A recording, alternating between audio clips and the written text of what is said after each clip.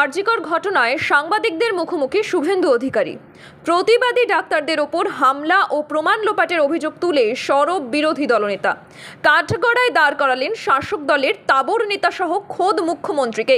এদিন শুভেন্দু বলেন, যাতে রিপোর্ট সাবমিট করে সিবিআই, এবং আমি আশা করব যে সুপ্রিম কোর্টও এই ডাক্তার বন্টির ঘটনায় এবং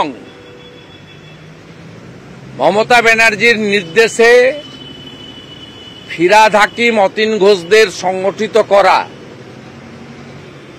হাজার হাজার গুন্ডাদেরকে টাকা দিয়ে সংগঠিত করে মদ খাইয়ে আরজিকরের প্রমাণ লোপ এবং প্রতিবাদী ডাক্তারি ছাত্রদের উপরে বর্বরচিত হামলা, অবস্থান মঞ্চ ভেঙে গুড়িয়ে দেওয়া, ইএনটি এমার্জেন্সি তছনছ করা, ওষুধ লুট করা, এই বিষয়েও তারা কঠিন এবং কঠোর পদক্ষেপ নেবে, যাতে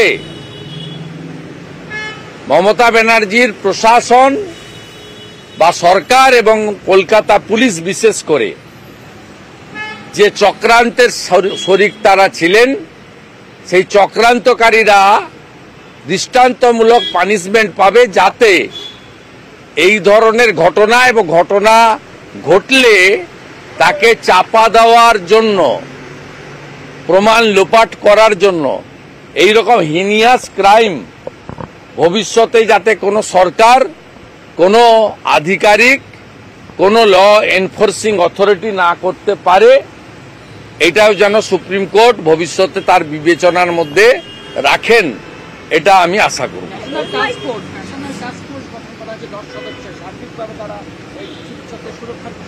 আমি আবারও বলি, সুপ্রিম কোর্ট যে ইন্টারিম অর্ডারটা দিয়েছেন তাতে তাদের প্রায়োরিটি, আমার মনে হয়েছে প্রায়োরিটিতে ছিল যে আর যাতে আরজিকর না ঘটে। এটা নিয়ে আমার ব্যক্তিগতভাবে আমি ওয়েলকাম করছি, আমার কোনো বক্তব্য নেই, এটা খুব ভালো উদ্যোগ। কেউ চায় না আর আরজিকর হোক। যে কালা কানুন, যে নিয়মটা, কিন্তু